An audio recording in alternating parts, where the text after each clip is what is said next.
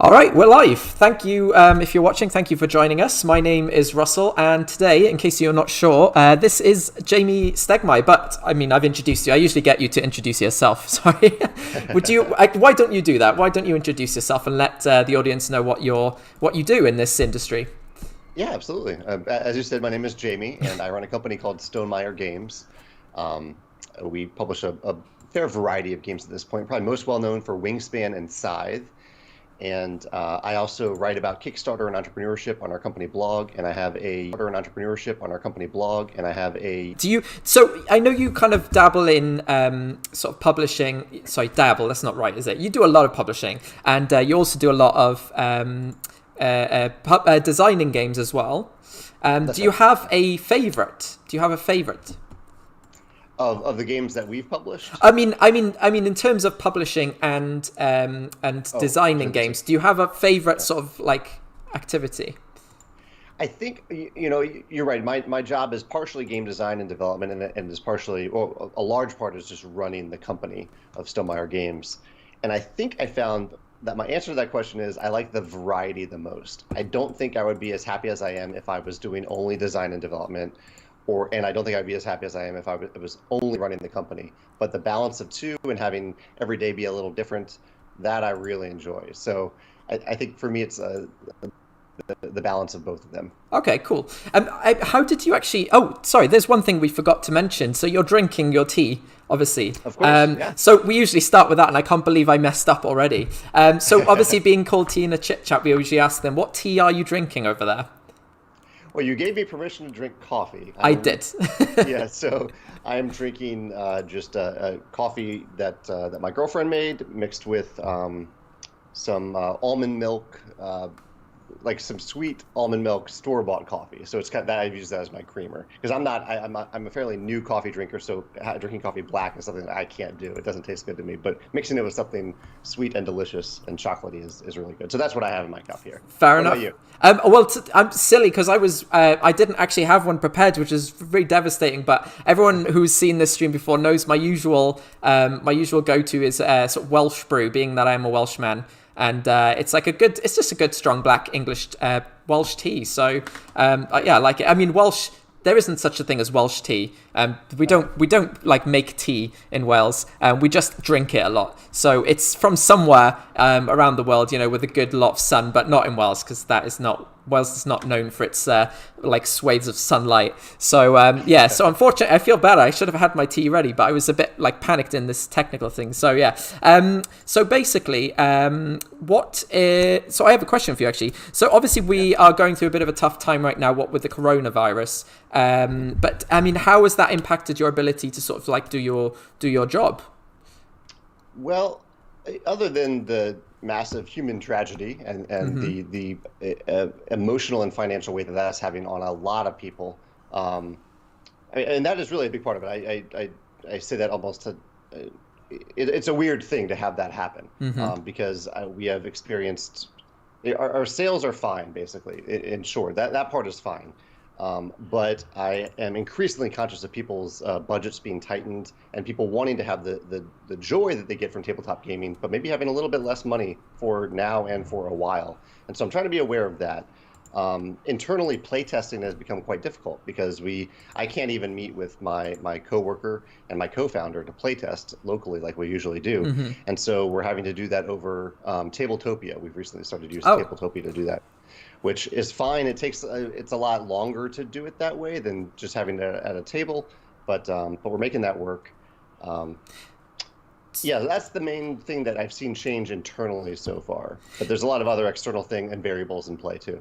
So it's interesting you mentioned Tabletopia, because I have obviously been dabbling with that myself, and I noticed actually that your games appear quite prominently on that platform. Is that something you got in with quite early? In terms of... It was, yeah. When they were originally launching, I think that was around the time that Scythe was either getting ready to launch or it had released somewhere around then. And so from very early on, I think Scythe was a big part of what helped get their platform off the ground, and they were good to. They helped Scythe too, because people were able to play Scythe on Tabletopia and see if it was a good fit for them. Yeah. Did you? So I mean, it's come along a long way actually. I've noticed as well, because I remember in the early days there wasn't so much options on there, but it seems to be doing quite well for itself now. And as you said, the ability for you to use it to test sort of up and coming games, because I know it's not just you. There have been other designers and publishers using it as well. So yeah, it's kind of cool to see that's come along actually. You also mentioned that you do a fair amount of blogging, which I've noticed as well. I mean, from your blogs, I see that you actually do still watch a fair amount of TV. I mean, I have to say, and get to play a lot of games as well. How do you fit that in? Like, do you find it's easy to maintain a balance between sort of like your own time and doing all this work with your game stuff? Yeah, I have a somewhat predictable life at this point. I usually. My schedule every day is I usually get up around 7. I work for about 5 hours. Then I take a half-hour lunch break. I work from home here in my home office. I've always done that. Okay. And my girlfriend happens to also live here and work from home as well. So we take a half-hour lunch break, and we usually watch like a half-hour show at that point in time. And then I work for another 5, 6, 7 hours, and then we take a break for dinner. And usually then we watch a longer show. And so usually, you're probably seeing this, at any given time, we have like a short, funny show that we're watching, and then maybe a longer, more serious show at night. And then every night I also usually spend 30 to 40 minutes reading. And so my blog, I talk about books that I'm reading on the blog as well. How long does it take you to get through a book? Because for me, like, I find I don't have enough time in my general day-to-day life to actually read a book. So it takes me like several weeks generally. Oh yeah, same here. Okay. Yeah. Do you have a favorite book? Like, do you tend to stick to one certain genre of books? I usually read light fantasy and science fiction. And recently, go ahead. I was going to say it's the same. That's my favorite genre as well. Yeah. One of my I'll say I have a lot of favorite books, so that would be hard. But I could say that one of my favorite authors is Brandon Sanderson. Yes. Are you familiar with his work? Yes, I love his work. I've been reading through his. I can't remember, the Stormlight Archive. Oh yeah. And the next book is due to come out, I think, in November. Oh wow, so, that's so soon. Yeah. That's actually made me quite excited. Actually, I freaking love that series. Yeah, I love it too. Yeah, he's an amazing writer, and he's consistent. Like I talk about my schedule. Somehow he continues. He works on several books at a time, and they come out. You know, some authors we wait for like a decade for the next book, and it's like every 2 years for him. Yeah, I mean, like he's known to be quite prolific as well. I was going to sort of compare you two, but you kind of already did that already, because you are actually like putting out a lot of content. With regards to going back to sort of board games, because obviously I know a lot of people here watching will know you obviously are from board games, so I'm getting my words jumbled up a bit. They'll know you a lot for board games. What's your sort of philosophy when it comes to making a game, and in terms of with expansions? Do you ever create a game with expansions already in mind, or do you find there's like sort of a natural point where you go, okay, so I've come up with the game, but actually now I can see that there is a potential for expansions in the future as well? Typically, I try to put as much into the core game as possible. So I focus like all of my design and development time and energy and resources on putting together what I consider to be a complete game. And during that design process, as you kind of mentioned, I do sometimes have ideas for expansions, but usually they're like for Tapestry, for example. As I designed Tapestry, I knew that someday I would think of new civilizations for Tapestry. That's kind of like an obvious expansion that I could do for Tapestry, have more expansions. Yeah. But in designing the core game of Tapestry, I basically started off by designing a ton of civilizations, and every time we did a new wave of blind playtesting, I would cut some of them permanently, not to ever return to, because they just weren't working and they weren't fun, or they were frustrating for whatever reason. And so I started out with a big list and culled them down to what I thought were the 16 that were fun and functional and belonged in the game. And then eventually after that, after I released Tapestry, I came back and started thinking about the expansions. I gave myself a break and started thinking about what new civilizations could be. So that's usually how I go. I'm like, okay, this area could be expanded someday. I'm not going to spend time thinking about that now. I'll put as much into the core game as possible, and then I'll return to it after I have a break from designing the core game. Have you ever, because I know that Wingspan has got at least one other expansion due out, and I think that something you posted not too long ago suggested that there were more expansions coming out for that as well. How do you know when is the right amount of content to release for a game post game? Is it when sales start slowing down, or is there other things at play there? Yeah, there are definitely a few different factors at play. One is sales. So if a game does not sell well, it's probably we're going to spend less time focusing on it for expansions. Sometimes we will return to a game like we did for Euphoria, and like we're doing for Between Two Castles, where we're saying, okay, this game didn't really sell quite as well as we thought it would, but we still really believe in the game. Let's put out a little expansion to see if we can include more people.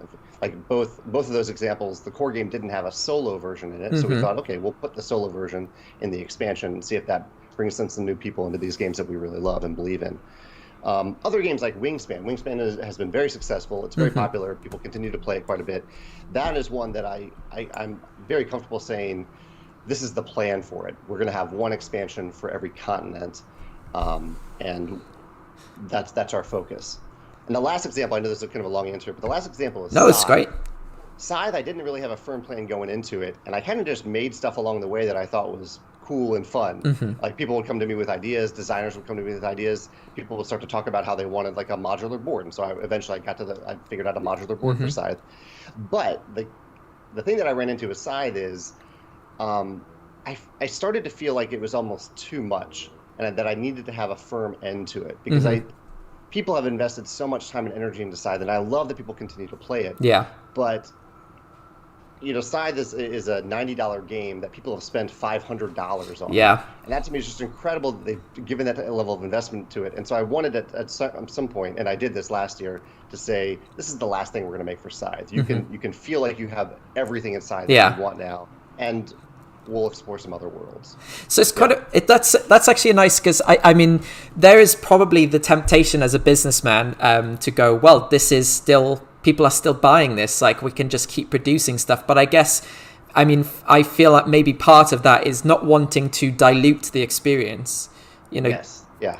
I'm sure you want to just make sure that everything you release for it is solid and fits in with exactly the core game. But then obviously. I guess that's my understanding of it.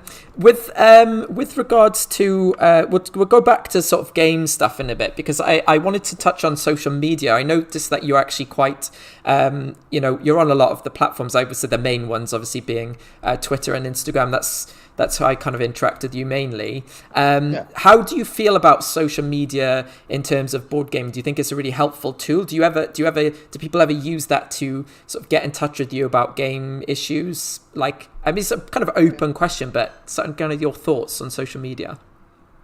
Yeah, our strategy has evolved a little bit over time, but the overarching approach, and this is really the same way that we sell games too, is that I think most people have maybe their choice or their top two forms of social media, and we want to be able to reach those people where they are. So same with people with the way they buy games. There are people who want to buy games from their local game store. There are people who want to buy games directly from our store or from Amazon, whatever they choose. We want to be in all those options so we can meet you where you are.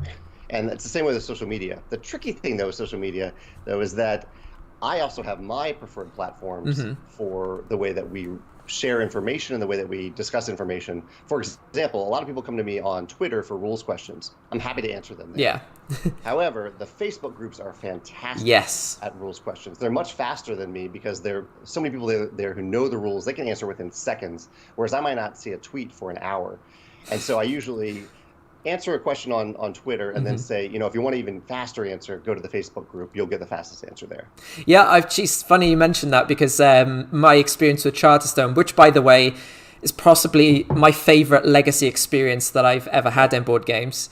I remember we had to use the Facebook group a couple of times, and people just zip in there and they just answer it. It must be nice to have like a fan base that's so caring about the sort of products that you're making that they'll just be like, yes, I'm going to help this person complete the game. That has been one of the biggest surprises of my life and my entry into this industry. I had no idea that board game fans were that generous with their time and their knowledge, and it's been incredible. It's been incredibly helpful for my company to grow. We wouldn't be anywhere close to where we are today without that help. Yeah, well, I mean, that goes down to you, obviously, and picking of good games to play, because I'm sure that if the games weren't fun, people would not be spending so much time playing them, knowing enough about them to be immediately helping people. So that's on you, I feel.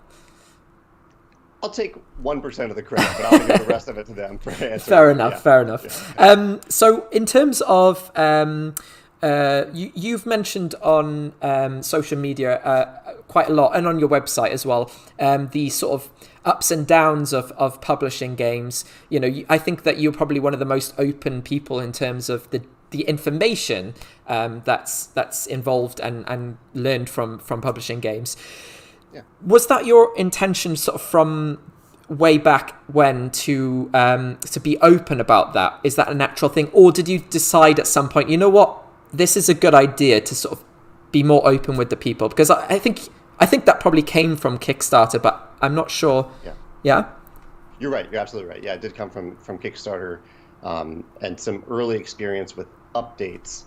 And with any Kickstarter project, at some point there's going to be some bad news. Mm-hmm. Hopefully it's just a little bit of bad news, but something is going to go unexpected. And that happened with all of my projects. I learned quite a bit by making mistakes and by hearing bad news from things that I don't have much control over. But in the project updates on Kickstarter, I learned so much about the value of sharing bad news in productive ways, rather than not sharing that news and just people being blindsided by it or just not hearing anything, radio silence. So I learned pretty quickly early on with Kickstarter that people would rather hear something, rather hear any news than no news at all. How have you ever had any issues in particular that you're like, I mean, because I'm sure that as a publisher making games and having to deliver stuff and obviously things being outside of your control going wrong, have you ever had problems that you've had to deal with that you feel like, man, that was really frustrating in terms of being able to deal with the fallback from that? Because I imagine as much as I love the gaming community and there are lots of good people out there, there are still, people who are maybe want to cause a bit of trouble. Have you ever felt that? Many times. Yeah. I mean, in the past year, there have been some things with Wingspan that have been really tough to deal with, really some of those things are part of the reason that I left Kickstarter, that I stopped using Kickstarter. The example I'll give there is with Scythe. Scythe was the last game that we had on Kickstarter back in 2015. We delivered it early to backers in 2016. It was ahead of schedule. We got it to some backers as early as 2 months early. And during that fulfillment process, there was some backlash from backers that they weren't receiving their games. And this was in the U.S. in particular. There were some backers in certain states that weren't receiving their games before backers in other states. Yeah. And they thought that they should have gotten their games first, even though all of these backers were getting their games about 6 weeks before the estimated delivery date. And that was baffling to me. That was eye-opening to me, that we would deliver a game that was well-received. Scythe was very well-received from the start, and deliver it early, and yet people were finding something to be enraged about. I was like, I can't handle this. I don't know how to do any better than this, and you're finding a reason to get angry at me.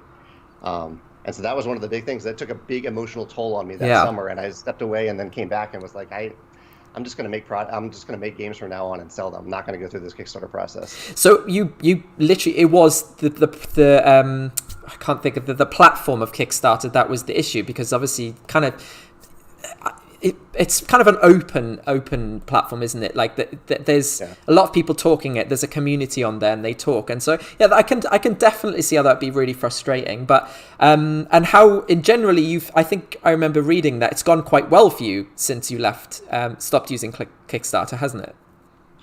Yeah, I don't think we'd be anywhere close to where we are today without Kickstarter, without having that foundation. All these things I've learned from Kickstarter, all the people who became involved as volunteers or as fans through Kickstarter.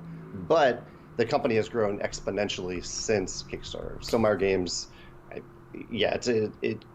the comparison is night and day. I'm still grateful for the platform. Yeah, I had a great time when I was on it. It was just time to level up, I think. Yeah, that's a good term, actually. Do you see? I mean, I've noticed that there have been some sort of bigger companies. I wouldn't say bigger companies. They're probably in the grand scheme, obviously, because Kickstarter, in my eyes, was always a platform for the smaller creator to use and have a chance to create something that might not have been created otherwise. But I've noticed that bigger companies have started using it almost like a pre-order platform, and I just wondered how you how you felt about that, because it seems to me that it wasn't the intent of the platform, but maybe it's just what the platform is now. Yeah, I'm okay with the platform evolving and with creators evolving the way that they actually use it. Personally, for me, I'm drawn to projects where the creator, regardless of size, has put a lot of time and energy and love into the project, and where they're putting their backers first, and they're just trying to create something awesome. And that can apply on a broad scale. That can apply to a one-person team, as Stonemaier Games was for many years. And that can apply to a bigger company too. But it can also, I think what I found is that sometimes it applies less to the bigger companies. That isn't their intention. They have maybe some other motivations, and I don't get that same personal backer first feel from them. But I don't want to say that that's the case for all of those companies, and I don't want to say that that's all the opposite of that is the case for all small creators. Some small creators go on there and have motivations that are not attractive to me as a backer, and that's okay. It's just they're not the projects that I'm going to support. So I mean, you do play a lot of games, and because I noticed, because you do post about them on social media, which is great, and I like your favorite mechanics kind of series when you talk about like the games you play and you talk about the favorite bits from that. Have you ever been like playing a game and it's been so good that you're like, damn, I wish I'd thought of that? I mean, I'm sure that comes up quite a lot as a creator, right? Yeah. There have been, I think I actually did a video about this a few months ago, about games that we would have published if they had been submitted to us. Because there are a lot of great games out there. I'm glad that I live in a world where I don't have to just play the games that I've designed, because there's so many fantastic games out there. You'd drive yourself mad playing your own games, I'm sure. No matter how good the games are, if you play it too much, right? Oh yeah. Yeah. There have definitely been a few that I wish I had thought of, or I wish they had submitted it to Stonemaier Games and we had published it. So just talking on that, like innovation being like kind of a driving factor for how big this industry is going, are you still surprised to see games now, because games with new bits and new mechanics and even new genres, because that's something to me as a player and sometime reviewer as well, I found it's quite amazing that between essentially what is just bits in a box, that you can come up with so many variations of fun that you can have from that. Has that surprised you as well? It surprised and delighted me. Yeah, I love the level of innovation, and sometimes it's a big component or it's a big flashy mechanism, but sometimes it's just a little tweak to something that we've seen for years. Recently, I played Shards of Infinity for the first time. Have you played that? No, I haven't. But I know that they've got a digital app, and it's literally on my Steam wish list right now. And the people tell me that it's really great. But feel free to talk about it. It is really good. It was on my wish list for a while, and just like 3 weeks ago, I bought the app, and then I bought the tabletop game because I loved it so much.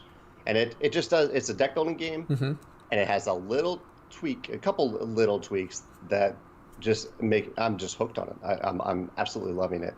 I love when I'm continually amazed that designers can do that. They can look at something that exists and they do it well, and they add that little thing that elevates it to the next level. Wow. What specifically? I mean, unless you feel like it's too complex to talk about in a video, because I find myself like I get sort of word vomit when I'm trying to describe a mechanic, but maybe you're way more articulate than I am.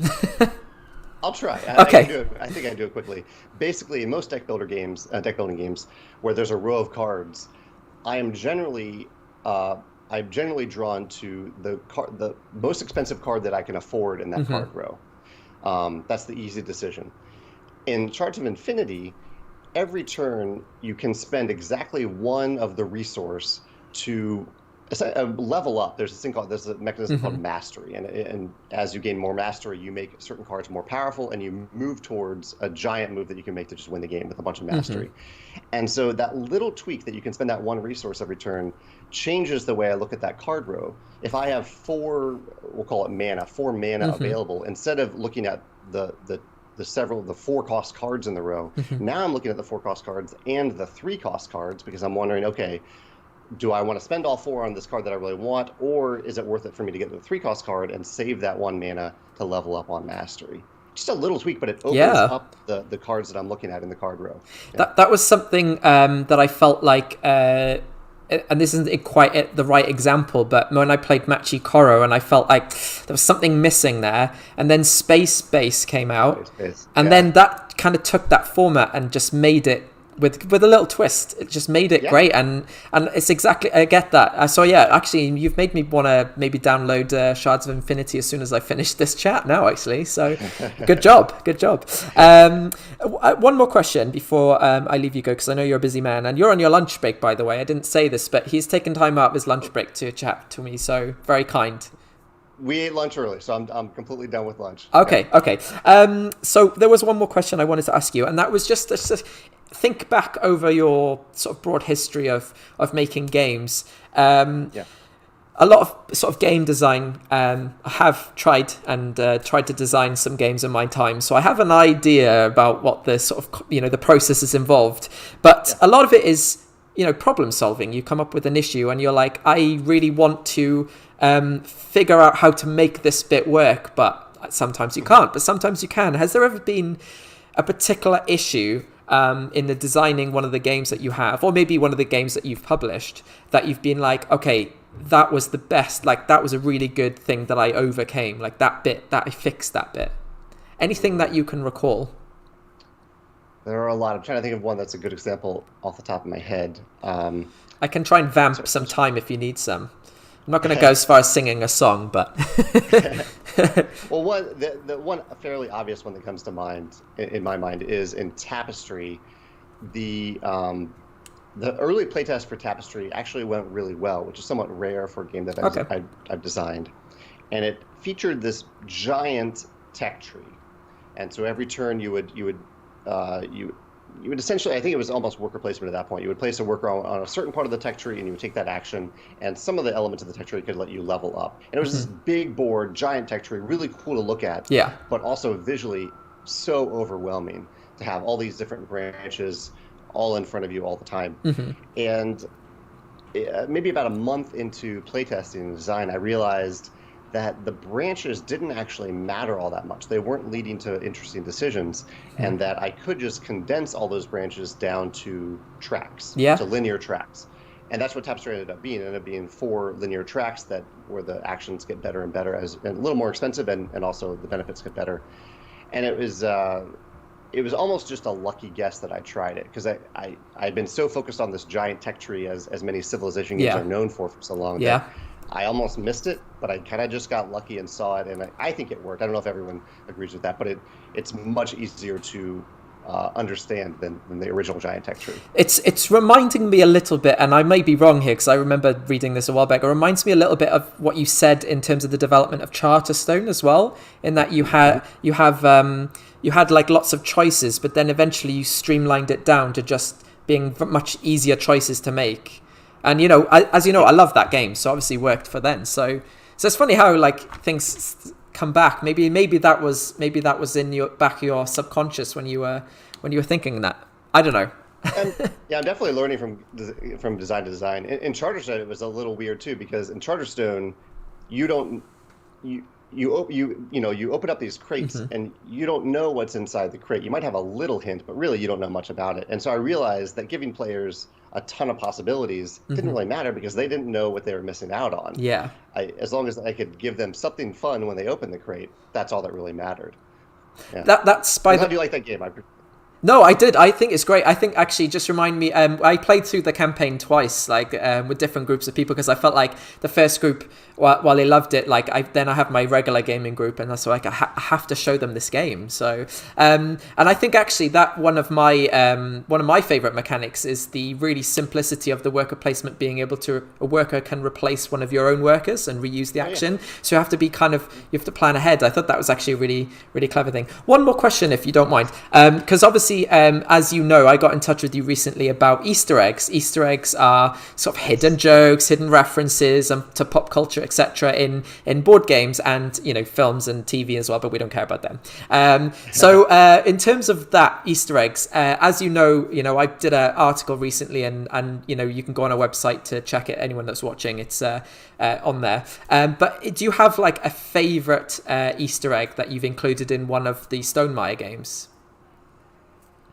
A favorite or even like a recurring one. My favorite recurring one is my cats. Yeah. My cats are actually I don't think I think I told you I can't see my own camera right now, but my cats are on the floor behind me. The background is quite blurred, so I can't see them unfortunately. Okay. But don't worry, because we know what they look like. You post about them a lot on social media, which is great. We love it for it, by the way. And they're in most of my games, so I love that recurring one. I think one of my favorites that comes to mind, though, is one that Jakob, the world builder and illustrator of Scythe, he snuck a bunch into the board, and I thought I knew all of them. And then one day someone posted a picture of Pac-Man carved into one of the fields in Scythe, and I've been looking at that board for years, and I had never noticed Pac-Man there. I didn't know about that one. It's possible because I think there was some that went in the original one, but that's amazing. Yeah. Maybe that's what it was, that it was in the modular board. But he just snuck it in there. I think he just has fun with it too, and I love that. Do you have a favorite Easter egg that you've stumbled upon in our games or any game? Well, actually, I actually really like the fact that you include the Missouri, like the gate. What's it called? I can't remember. The arch, yeah. Gateway arch. So there's a gateway arch in Missouri where you're based. And I think that's a really cool little feature because it's actually snuck into a few of your games. I don't know if it's all of your games because I know that you're not even sure if it's in all of your games, right? But that was a favorite detail, especially because when it's in blatantly the logo of viticulture, like just right in your face, and I don't think people realized immediately. So that's quite cool. That's probably one of my favorites. But there's so many, and I just love discovering them. So I always like to see new ones, and hopefully you'll keep making more of them. Yeah. Well, if you ever design a game, is there an Easter egg that you would like to sneak into that game? Something local to you or something meaningful to you? What do you think?